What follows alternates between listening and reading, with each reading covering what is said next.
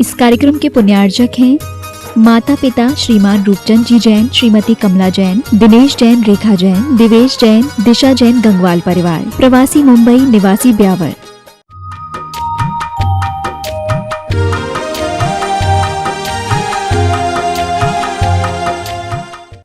उस अक्षय अनंत आत्मा के बोध के लिए सिद्धों को नमस्कार करते हुए हम यह समाधि तंत्र की शुरुआत आज की अपन करते हैं। कल एक नहीं, दो नहीं, तीन दिवस आपने एक ही दिन में मना लिए, चाहे वो शिक्षक दिवस हो और चाहे समाधि दिवस हो और कुलाचार दिवस हो। चंदन षष्ठी वह का व्रत रखा आप लोगों ने और उसे पवित्रता का प्रतीक मानते हुए किस प्रकार से हम कुलाचारों की रक्षा करें, यह भी आप लोग अपन लोगों ने समझा। भारतीय संस्कृति की यह विशेषता है कि पतित से पावन बनने और नर से नारायण बनने का मार्ग बताती है। कंकर से शंकर और पामर से परमेश्वर बनने तो आचार्य पूज्यपाद स्वामी ने हमें इन एक एक कारिकाओं के माध्यम से बहुत से सूत्र दिए जो हमारी आत्मा का उद्धार कर सकते हैं। और पिछली कारिका में अपन ने ये भी जाना कि मूढ़ात्मा यानी अज्ञानी और ज्ञानी और भेद विज्ञानी, इनमें क्या अंतर या इनकी सोच क्या होती है, कैसी थिंक होती है जो ग्रहण और त्याग से भी ऊपर उठाने का मार्ग बताती है। वो भेद विज्ञान यहाँ पर अपन को सिखाया जा रहा है कि हम उस भेद विज्ञान के माध्यम से ही अपने आप को, अभी हरिवंश पुराण के स्वाध्याय में मैडम आप पूछ रही थी कि महाराज जी आतापन योग क्या होता है। गर्मी भयंकर हो, लू लपट चल रही हो और पहाड़ की चोटी हो और तपता हुआ सूर्य कब 12 बजे, 1:30 बजे, 1 बजे ढलता हुआ नहीं, उग्र रूप में उस तरफ मुड़ करके दोनों हाथ लटकाकर वो मुनिराज खड़े हो जाते हैं, तब वह आतापन योग होता है। ग्रीष्म काल में आग बरसती गिरी शिखरों पर रहते हैं, वो गिरी के शिखर पर रहते हैं, ऐसे वे आतापन योग के धारी कहलाते हैं। इसी प्रकार से अभ्रावकाश योग या वृक्ष मूल योग, ये तीनों योग वे ही धारण करते हैं जो इस प्रकार की कठिन चर्या के अंदर दृढ़ता रखते हैं और अपने अंदर में उस अध्यात्म को कूट कूट कर भरे हैं कि शरीर का कुछ भी बिगाड़ होने वाला नहीं। देखते हैं क्या होता है। इस प्रकार की जब वह भावना अंदर में जागृत होती है तब ही वह आगे बढ़ पाते हैं और शरीर से अपना ममत्व हटा पाते हैं, मोह हटा पाते हैं। यही चर्चा आज भी आचार्य पूज्यपाद स्वामी 48 नंबर की जो कारिका है, पृष्ठ क्रमांक 79, 79 नंबर पर बता रहे हैं कि 3 तरह की आत्मा बताई थी। कौन कौन सी? बहिरात्मा, अंतरात्मा और परमात्मा। यहां पर शब्द क्या दिए थे 47 नंबर की कारिका में? एक में कहा था मूढ़, बहिरात्मा को मूढ़ और अंतरात्मा को आत्मवित और परमात्मा को यहां पर निश्चित आत्मन है। निश्चित आत्मन है। कौन होता है निश्चित आत्मन है और वे उस निश्चित आत्मन के द्वारा किस प्रकार की भावना भाते हैं, आइए आचार्य पूज्यपाद स्वामी से अपन बात करते हैं। युंजीत मनसात्मानम वाक्कायाभ्याम वियोजयेत। ये तन सा नहीं है, इसको मन सा कर लो। मनसा व्यवहारम तू त्यजेत वाक्याय योजितम।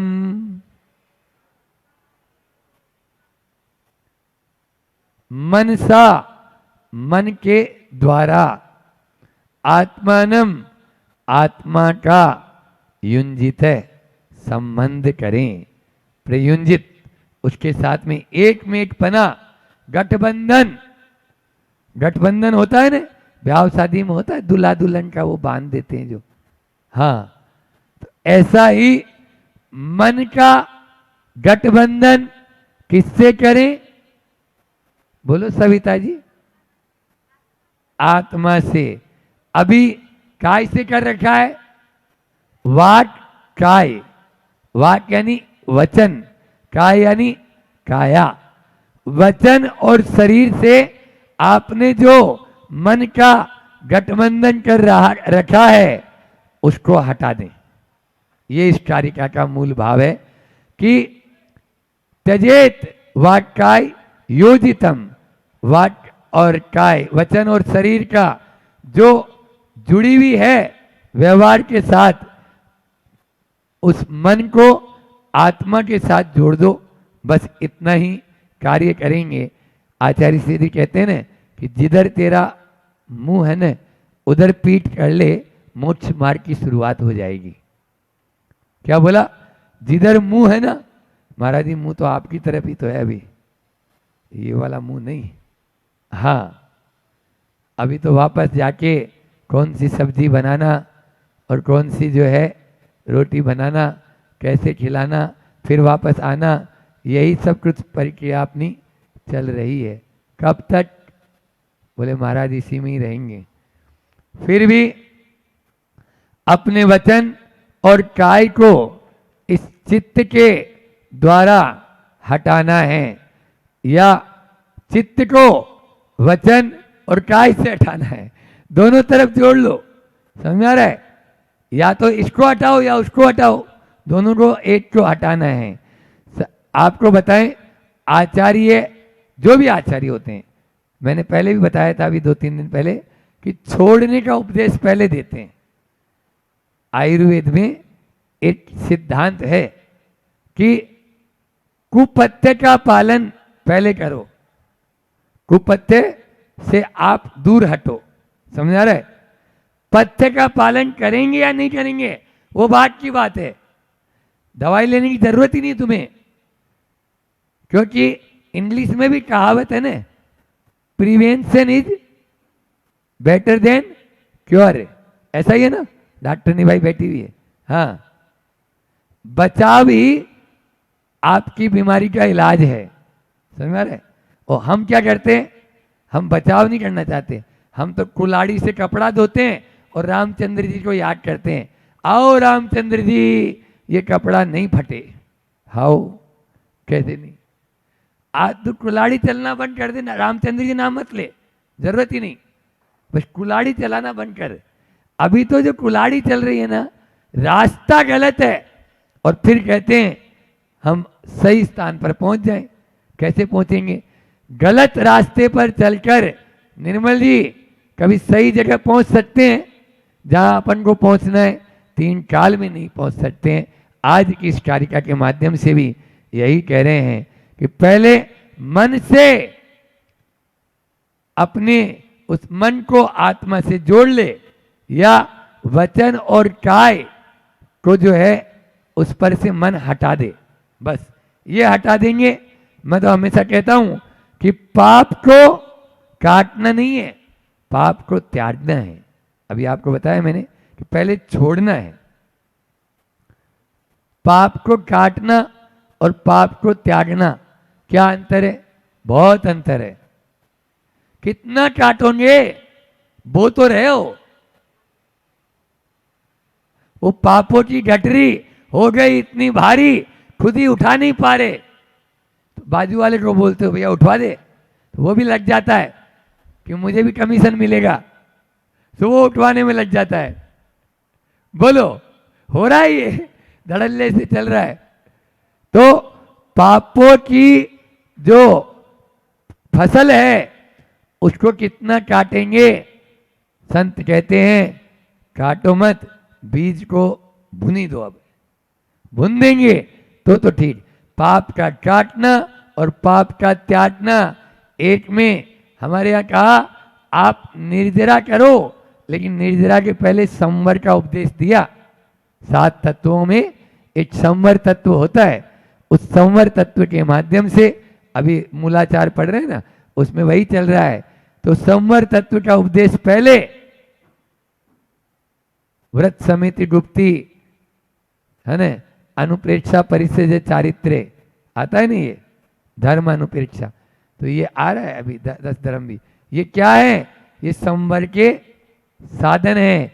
पहले ढक्कन बनकर नाव में से पानी नाव के अंदर जो पानी आने का गेट है ना, तो कितनी देर तक उलीचता रहेगा। इसलिए आने का द्वार हम बंद कर देंगे, तो फिर नहीं भी उलीचेंगे तो आपके बचने की संभावना तो है, क्योंकि अभी नैया डूबी नहीं, अभी नैया डूबी नहीं। लेकिन हम तो और तीव्र गति से तो कितना करेंगे। इसलिए आज बुरा नहीं मानना, आज पारस चैनल, जिनवाणी चैनल के माध्यम से खूब उपदेश सुनने को मिल रहा है। पहले इतना मिलता था क्या? बोलो। ते गुरु मेरे उर बसो, वो आंखों में पानी लाते लाते चले गए कि वे गुरु मेरे उर बसो जिनको मैंने देखा ही नहीं। जीवन हो गया पूरा और देखा ही नहीं। बोलो। लेकिन फिर भी क्यों नहीं प्रभाव है? क्योंकि कुपत्ते का सेवन ज्यादा है और पत्ते का सेवन भी हो रहा है। ऐसा नहीं बोल रहा हूं, इनके माध्यम से इतना बचे हुए हैं।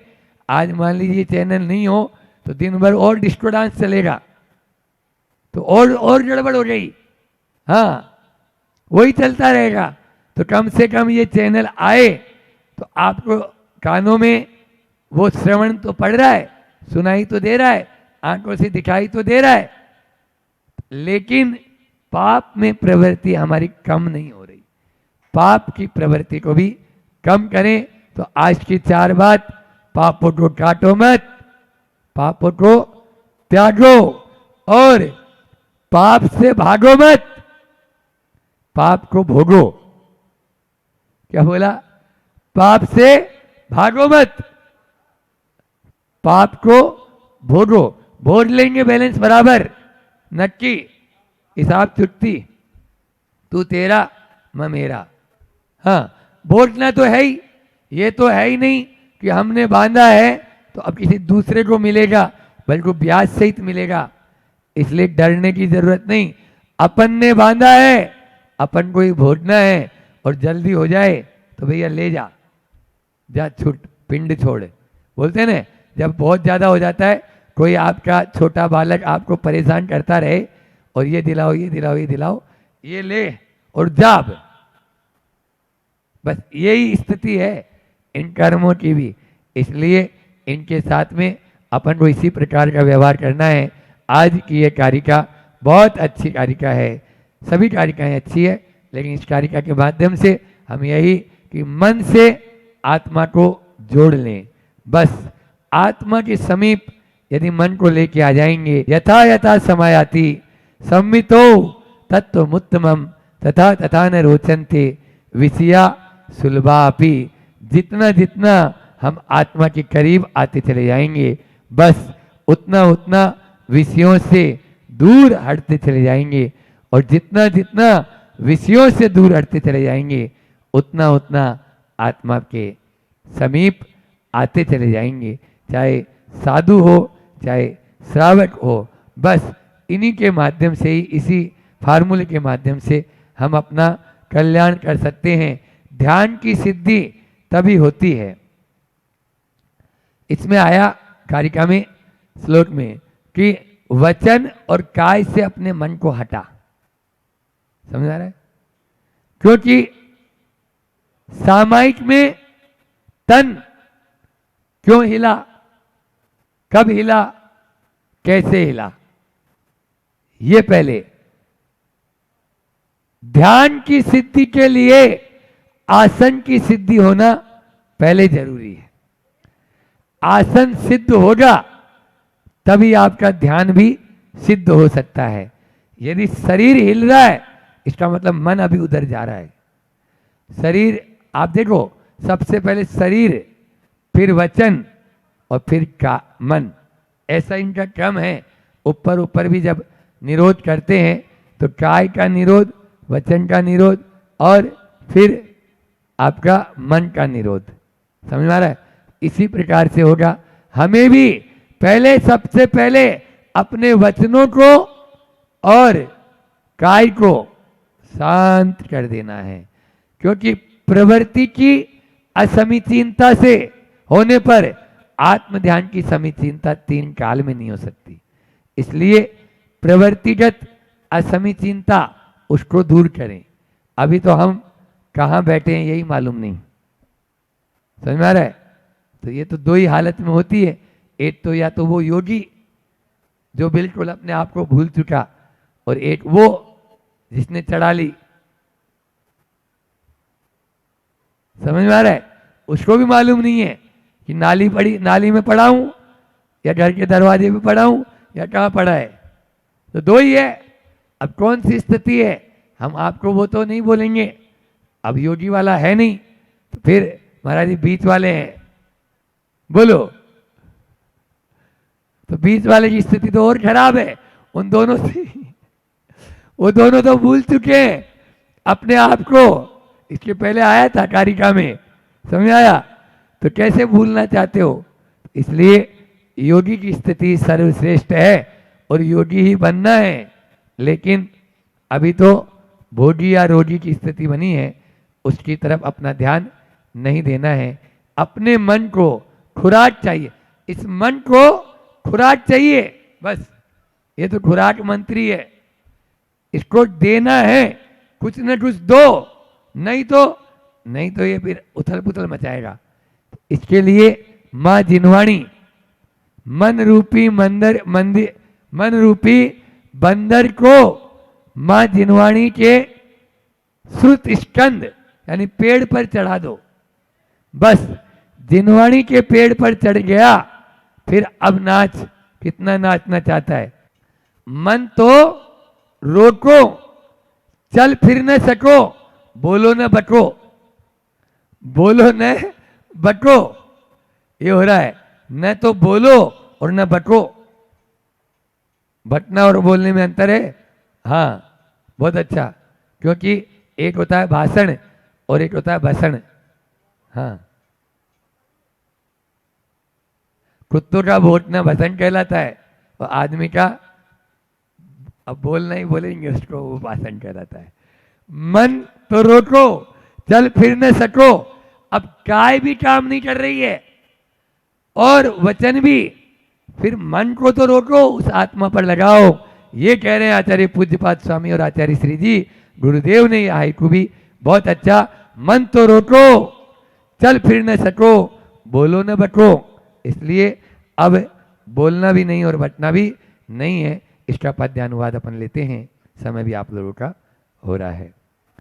शुद्धात्म के शयन पे मन को सुलाओ।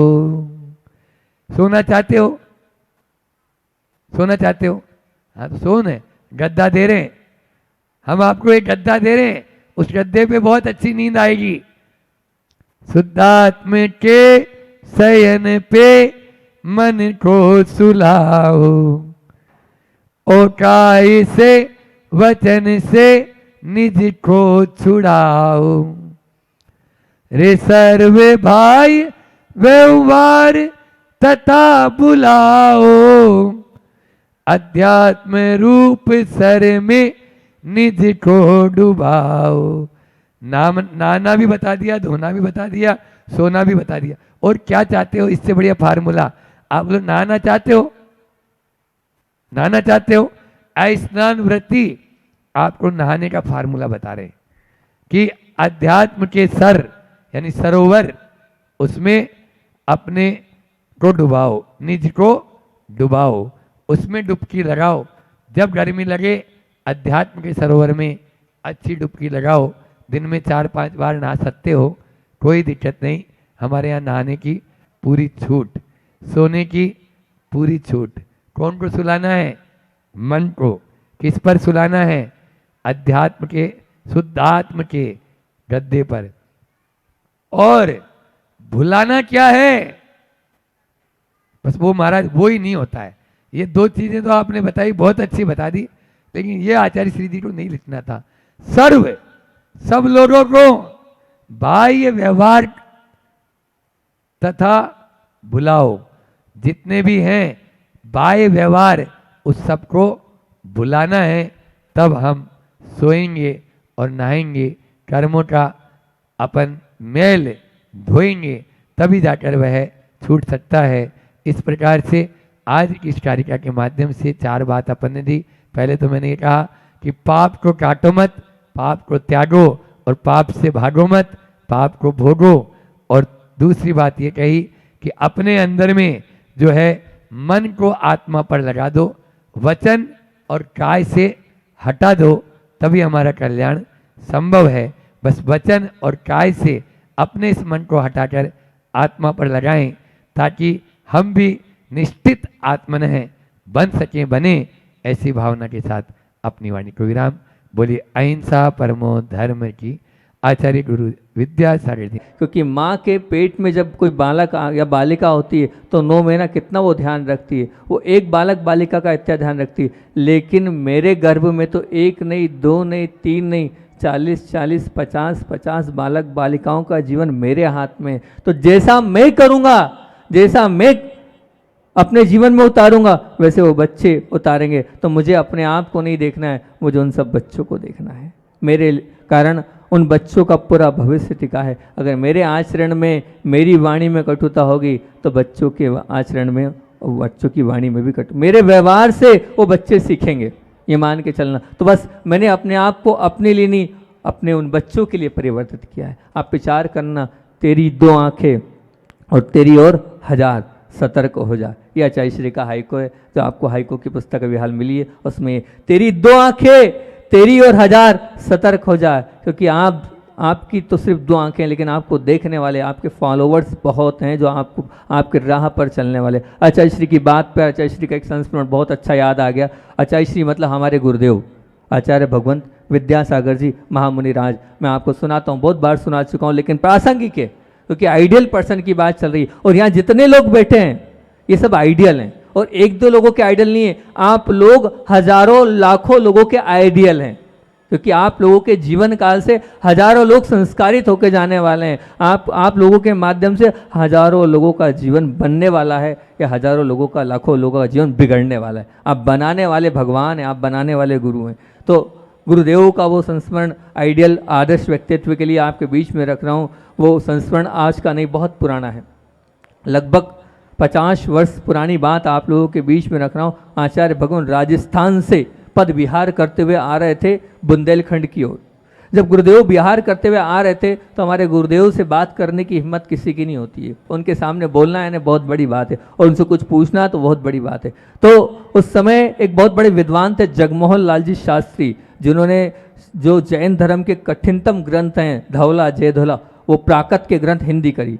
अब वो कटनी से थे और वो गुरुदेव के दर्शन करने पहुँचे, और गुरुदेव के जब दर्शन करने पहुँचे तो गुरुदेव से 7-8 दिन तक उनकी भेंट वार्ता हुई, चर्चा हुई। चर्चा तो वही कर पाते जिनके पास इतना ज्ञान हो, तब तो उनसे बात कर पाएंगे। तो आचार्य श्री से जब चर्चा चल रही थी, उस चर्चा के दौरान जब आखिरी में जब वो जा रहे थे, तब उन्होंने कहा, आचार्य भगवान कुछ बोलना चाहता हूँ। तो बोले हाँ, बोलिए क्या बोलना चाहते हैं। सुनना बहुत ध्यान से, जितने शिक्षक वर्ग हैं उन सब के लिए उद्बोधन है, उन सब के लिए एक बहुत अच्छी बात। तो बोले आचार्य श्री जी, आप दिखने में इतने सुंदर हो, आपकी वाणी में ऐसा जादू है कि बिल्कुल जब बोलते हो तो इस प्रकार से लोग खींचे तले आते हैं। हर बात आपकी, आपके इतना बड़ा संग आपके साथ चल रहा है, लेकिन मुझे एक बात समझ में नहीं आ रही है, अब आपको कौन सी सिद्धि चाहिए और कौन सी रिद्धि चाहिए। बोले क्यों? बोले आप सुबह से लेकर शाम तक 50-60 किलोमीटर चल रहे हो, और 50-60 किलोमीटर चलते नहीं हो, और चलते हो और आते हो, और शाम को प्रतिक्रमण किया नहीं, और सीधे सामायिक में, सामायिक मतलब मेडिटेशन, ध्यान में खड़े हो जाते हो, और 2 घंटा, 2.5 घंटा, 3 घंटा, क्या है ये? 10 साढ़े 10 बन जाती। शरीर शरीर है, कौन सी सिद्धि चाहिए, सब तो मिल गया आपको। तब सुनना आचार्य भगवान का जवाब क्या है। आचार्य श्री जी ने कहा, मैं सबसे बड़ा घर का सदस्य हूँ, मैं एक आदर्श हूँ, मुझे देखकर मेरा पूरा संघ चलेगा, मुझे मेरे लिए कुछ नहीं मांगना है और ना मैं मेरे लिए कुछ कर रहा हूँ, मैं इन सब शिष्यों के लिए कर रहा हूँ। मैं खड़े होकर इसलिए सामायिक करता हूँ 50 किलोमीटर चलने के बाद भी कि 2.5 घंटे मैं खड़ा रहूँगा तो मेरे शिष्य कम से कम 1 घंटा बैठ के अच्छे से मेडिटेशन तो करेंगे। मेरे लिए कुछ नहीं कर रहा हूँ, मैं उन लोगों के लिए कर रहा हूँ। मुझे कोई सिद्धि नहीं चाहिए, मुझे कोई रिद्धि नहीं चाहिए, मुझे ये शिष्य इनको तैयार करना है। ये है आइडियल पर्सन, ये है आदर्श व्यक्तित्व कि आपको देखने वाले 1000 हैं, आपके फॉलोअर बहुत सारे हैं जो आपको देख रहे हैं। मैं कैसा बोल रहा हूँ, मेरा व्यवहार कैसा, आपको विचार करना है कि मेरे व्यवहार के माध्यम से एक सही और एक सच्चा मार्गदर्शन मिलना चाहिए। अगर आपके व्यवहार से सच्चा मार्गदर्शन नहीं मिल रहा है तो देखो, आप अपने आप को तो धोखा दे रहे हो, लेकिन साथ में जितने फॉलोवर्स हैं उन सबको आप धोखा दे रहे हो। आप अपने आप को बहुत विचारो कि मेरे व्यवहार में कितनी व्यवहारिकता है और कितनी सच्चाई है और किस प्रकार का मैं व्यवहार कर रहा हूँ। जैसा व्यवहार मुझे अपने लिए पसंद है वैसे ही मेरी भाषा समिति हो, वैसे ही मेरा व्यवहार होगा तो बहुत अच्छी बात होगी। तो आचरण का संचरण हो सच्चे गुरु से। अगर आप वास्तविकता में सच्चे गुरु हैं तो आचरण का संचरण करो, उस आचरण के माध्यम से संचरण ऐसा हो कि सब उसको माने और अपने जीवन को बहुत अच्छा बनाए। अगर आप तंबाकू खा रहे हैं, आप पाउच खा रहे हैं, आप अगर और भी गलत संस्कार से संस्कारित हैं तो बताओ, बच्चों को संस्कारित कर सकते हो क्या? नहीं कर सकते। गांधी जी की घटना आपको मालूम है। गांधी जी के पास एक माँ और बालक लेके गए थे तो क्या बोला, ये गुड़ बहुत खाता है, आप लोगों को मालूम होगा, ये गुड़ बहुत खाता है, कुछ सिखा दो, कुछ बता दो या आपके बोलने छोड़ देगा। कब लाना? 8 दिन बाद लाना। क्यों 8 दिन बाद लाना? 8 दिन बाद एक ही तो बात बोली थी महात्मा गांधी जी ने, बोले बेटा आज के बाद गुड़ मत खाना। तो माँ ने क्या बोला, पहले बोल देते। पहले इसलिए नहीं बोला क्योंकि मैं स्वयं गुड़ खाता था, तो उसको कैसे बोलूँगा कि तू गुड़ छोड़ दे। तो बोलो, आप स्वयं अगर दुर्व्यसनों के साथ व्यवहार करोगे और दुर्व्यसनों से जीवन अपना यापन करोगे तो फिर वो बच्चा, वो जो छात्र है वो कैसे छोड़ेगा। वैसे मेरे हिसाब से तो यहाँ जितने लोग बैठे हैं कोई भी नहीं धूमपान आदि करता होगा या कोई भी नहीं पाउच तंबाकू खाता होगा, और करता है तो शिक्षक दिवस मनाना सार्थक होगा। आज यहीं गुरु चरणों में छोड़ जाओ।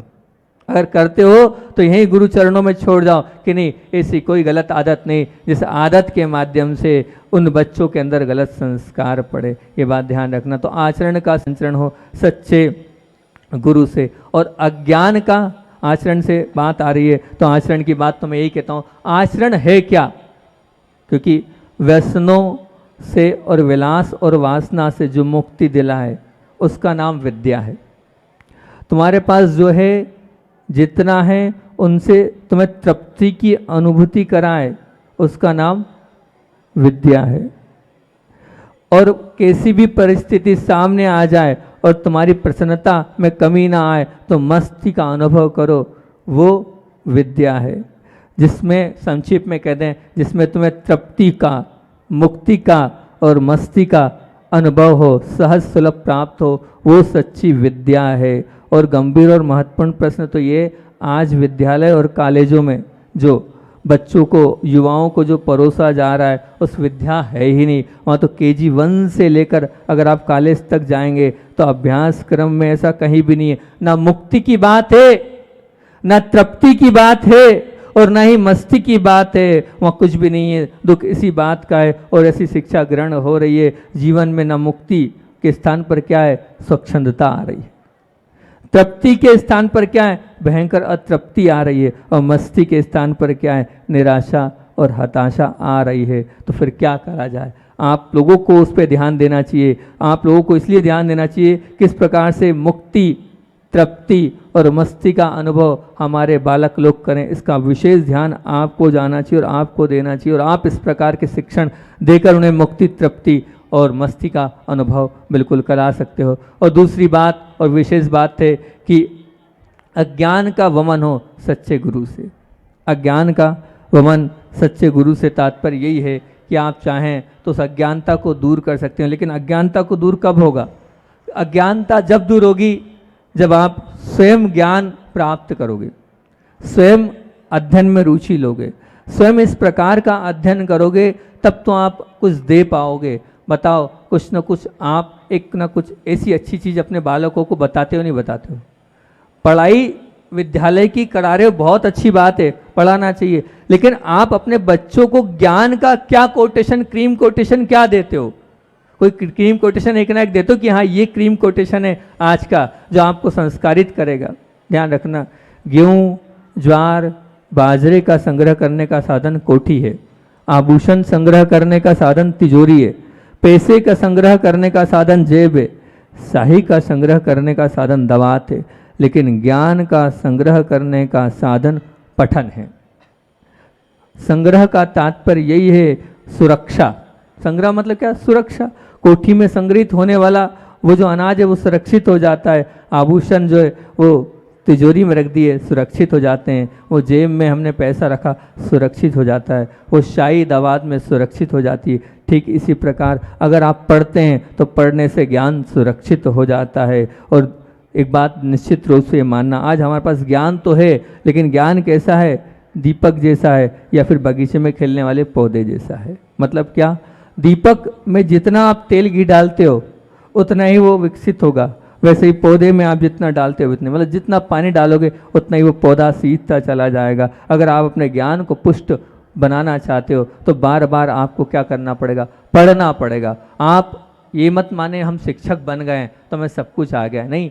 ज्ञान तो आखिरी समय तक पढ़ने की हैबिट्स होना चाहिए, पढ़ने की आदत होना चाहिए। आज पढ़ने का तो बिल्कुल लखवाग्रस्त हो गया, आज पढ़ तो रहे हैं लेकिन काय से उस मोबाइल से पढ़ रहे हैं। ठीक है, मोबाइल से पढ़ें, मना नहीं है, लेकिन जो पढ़ें ऐसा पढ़ें जिसमें क्या हो? सुख में स्वस्थ रखे, वो अध्ययन हो आपका। दुख में मस्त रखे, वो अध्ययन हो आपका। प्रलोभन के सामने अटल रखे, वो अध्ययन हो आपका। पीड़ा के सामने अटूट रखे, ऐसा पठन हो आपका। आज के मानव के पास कैसा ये अध्ययन है या नहीं है, एक बहुत लाख रुपए की प्रश्न की ये बात है कि आपका अध्ययन कैसा है।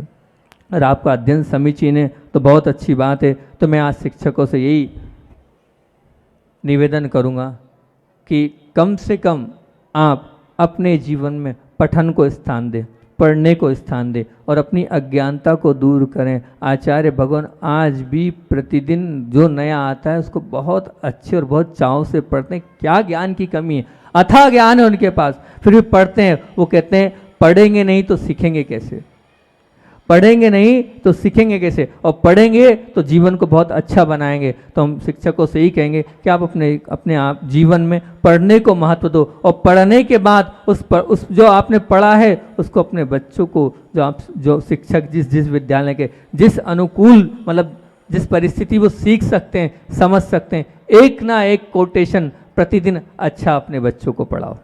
एक ना एक ऐसा कोटेशन जिसके जीवन में वो अच्छाई की ओर और अपने जीवन को ऊंचा उठाने की ओर बढ़े। दूसरी बात ये है, पहली बात आचरण का संचरण हो सच्चे गुरु से, दूसरी बात अज्ञान का वमन हो सच्चे गुरु से। मेरा भी अज्ञान दूर हो और मेरे बच्चों का भी अज्ञान दूर हो। वो अज्ञान विद्यालय अज्ञान नहीं, वो अज्ञान संस्कारों से हो। और तीसरा, सेवा का प्रवचन हो सच्चे गुरु से। निश्चित तौर से सेवा का प्रवचन आपके माध्यम से होना चाहिए, क्योंकि सेवा का इतना ज़्यादा महत्व है कि हमारे यहाँ इस सेवा के माध्यम से भगवान बनने तक की बात करिए।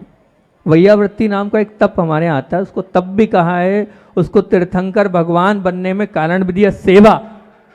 आप कितनी सेवा का पाठ पढ़ाते हैं अपने बच्चों को, आप इस पर चिंतन करना। अभी हाल हमसे ये कहा गया कि आज हमने विद्यालय में झाड़ू भी लगवाई बच्चों से, और बाकी जो भी सब जितने कार्य, मैं तो ये कहता हूँ कि शिक्षकों को भी बच्चों को भी प्रतिदिन इस प्रकार से आपको सेवा का देना चाहिए कि झाड़ू भी लगाना है तो आप एक एक बार लगाओ, किसी की आवश्यकता नहीं। विद्यालय हमारा है, जो विद्यालय है उस विद्यालय में कक्ष हमारा है, पढ़ना हमें है, तो हम बच्चों को और हम स्वयं भी इस प्रकार से सेवा करें ताकि उनके अंदर सेवा का बीजारोपण हो। एक बहुत अच्छी कहानी सेवा के ऊपर याद आई, समय तो है, बहुत एक सत्य घटना आपके बीच में रख रहा हूँ। ये भी मैंने पढ़ी थी एक बार और इस घटना को बोला। आप सोचेंगे कि क्या ऐसा भी हो सकता है? बिल्कुल ऐसा ही। बच्चों, ये तुम्हारी कहानी है, तुम्हारे बीच में रख रहा हूँ। एक बालिका और एक बालक जा रहे थे कहाँ जा रहे थे? विद्यालय की ओर जा रहे थे। अब दोनों बालक और बालिकाएं दोनों के दोनों जब जा रहे थे, दोनों भाई बहन थे और विद्यालय की ओर जा रहे थे। दोनों के हाथ में एक तख्ती थी, जो कल आप लोगों को मिली थी ना गुरुकुल के बच्चों को, तख्ती एग्जाम हॉल में लिखते ना, वो क्या बोलते उसको? पेड, पेड, वो पेड था। अब वो पेड था, अब वो जा रहे थे। जब वो जा रहे थे दोनों भाई बहन, और देखा कि रास्ते में एक बुढ़िया माँ थी। वो जो बुढ़िया माँ है, कोई गाड़ी वाला टक्कर मार गया होगा और बुढ़िया माँ वहाँ तड़प रही थी। जब वो बुढ़िया माँ वहाँ तड़प रही थी तो उन दोनों भाई बहन ने देखा, और देखते ही उनको ऐसा लगा कि ये जो माँ है इस मदद की आवश्यकता है। लेकिन अब वो तख्ती, तो आप समझ जाओ तख्ती कब आप रखते हो तख्ती को? जब एग्ज़ाम रहती तभी वो तख्ती रहती हैगी। अब वो माँ वहाँ तड़प रही है और सब जो टक्कर मारने वाला तो टक्कर देके चला गया। अब वो दोनों भाई बहन ने सोचा क्या करना चाहिए, क्या करें हम, हमारे हाथ में कुछ नहीं है। अब अगर हम यहाँ रुकते हैं तो क्या है, एनुअल एग्ज़ाम है, और एनुअल एग्ज़ाम में नहीं जाते हैं तो क्या होंगे? निश्चित तौर से फेल होंगे। वहाँ तो कोई किंतु परंतु है नहीं। बहुत विचार किया, वो सोचा, दोनों भाई बहन विचार करें, आपस में बात करते हैं। तो भाई बहन से बोलते हैं कि अगर हम मान लो यहाँ सेवा के लिए रुकते हैं तो हम जाएंगे, पेपर नहीं हो पाएगा। तो बहन कहती है कि देखो एक बात ध्यान रखना, अध्ययन तो अगले वर्ष भी हो जाएगा, कोई बाधा नहीं है, अपने को तो अभी ये माँ की सेवा करनी चाहिए। क्या करें? माँ की सेवा करनी चाहिए। तो उन्होंने विचार किया, विचार करने वाले को एक ऑटो वालों को रोका, दोनों भाई बहन ने, उस ऑटो वाले ने, और वो जो माँ थी ऑटो में बिठाया, आगे जो है हॉस्पिटल में ले गए। हॉस्पिटल में ले जाते ही डॉक्टर के पास पहुँचे तो उस वेशभूषा से और उस दादी माँ की वेशभूषा से स्पष्ट समझ में आ रहा था कि ये कुछ परिवार अलग है और ये बच्चे किसी और परिवार के हैं। और उनको देखते हुए, उनकी वो तख्ती को देखते हुए उन्होंने पूछा डॉक्टर साहब ने, बोले बच्चों कहाँ पढ़ते हो? बोले वहाँ इस विद्यालय है, उस विद्यालय में हम पढ़ते हैं। तो आप बोले हमारा छोड़ दो, आप तो ये माँ जो है बहुत गंभीर है, अभी होश में भी ये नहीं आ रही है, आप इनका इलाज करो। तो जो डॉक्टर साहब थे वो देखकर मुस्कुराए, और मुस्कुराने के बाद उन्होंने बोले बच्चों ऐसा है, इनको ठीक तो हम कर देंगे, आप आपके विद्यालय जाओ। तो बच्चे बोलते अब जाने से मतलब क्या है, अब हमारी एनुअल एग्ज़ाम है और अब हमें अंदर नहीं दिया जाए, अब हम बहुत ज़्यादा लेट हो चुके हैं, इसलिए अब हमारा प्रवेश तो मिलना नहीं है, तो अब हम एक ही कार्य अच्छे से कर लें, सेवा का। हम इनकी सेवा करने के लिए रुकें, इनकी वैयावर्ती करने के लिए रुकें, आप तो बस इनका उपचार करो। डॉक्टर साहब बहुत बड़े डॉक्टर साहब थे, उन्होंने विचार किया, बोले बच्चों ऐसा नहीं है। उन्होंने तुरंत फ़ोन लगाया, बोले जो विद्यालय में आप पढ़ते हो वहाँ के प्रिंसिपल हमारे पेशेंट हैं, हम उनसे, प्रधान अध्यापक हमारे पेशेंट हैं, हम उनको बोलते हैं। उन्होंने फ़ोन लगाया, बोले भैया 2 बच्चे हैं और 2 बच्चे इस प्रकार से रुक गए हैं और ये लेट हो गए, ये मेरी रिक्वेस्ट है कि आप उनको अंदर ले लेना, और अंदर लेने के बाद इन दोनों बच्चों के लिए जो है आप अंदर प्रवेश कराकर इनकी एग्ज़ाम ले लेना, इनका साल ख़राब नहीं होना चाहिए। तो बोले ठीक है आप भेजिए। और वहाँ पहुँचे, वहाँ पहुँचने बोले आप थोड़ा कम समय, तो वो बच्चे माने नहीं, बोले हम अपना ड्राइवर भेजते हैं, ये सत्य घटना है, ड्राइवर भेजते हैं, आपको जाएगा, वो छोड़ेगा, आपके अध्यापक अंदर लेंगे, तो आप जब तक आएंगे आपकी माँ जो है ठीक हो जाएगी। अब वो बच्चे गए, वहाँ पहुँचने के बाद जो प्रधान अध्यापक थे उन्होंने अंदर किया और बोल दिया आपका 1 घंटा गया, अब आपको 1.5 से पौने 2 घंटा मिलता है, इसमें आपको पूरा करना है। तो बोले कोई बात नहीं, हम कर लेंगे। अब उसी बीच हुआ ये कि डॉक्टर साहब को लगा कहीं ऐसा नहीं हो कि अंदर नहीं जाने दे, वो स्वयं माँ का इलाज करके वहाँ पहुँचे, और पहुँचने के बाद जब वो डॉक्टर, बहुत बड़े डॉक्टर थे, वहाँ पहुँचे विद्यालय में, तो विद्यालय में पहुँचने के बाद वो प्रधान अध्यापक को और शिक्षकों को ये बोले आपके विद्यालय में विद्यालय अध्ययन नहीं किया जाता है, आपके यहाँ सेवा का पाठ भी पढ़ाया जाता है। ये समझ में आ रहा है इन बच्चों के लिए कि वो कैसे किस प्रकार से रुक गए, नहीं तो कोई रुकता है कि अपनी पढ़ाई। ये है श्रेष्ठ और शुभ, जो मैंने शुरुआत करी थी श्रेष्ठ और शुभ में। श्रेष्ठ क्या था? पढ़ाई करना, और शुभ क्या था? सेवा करना।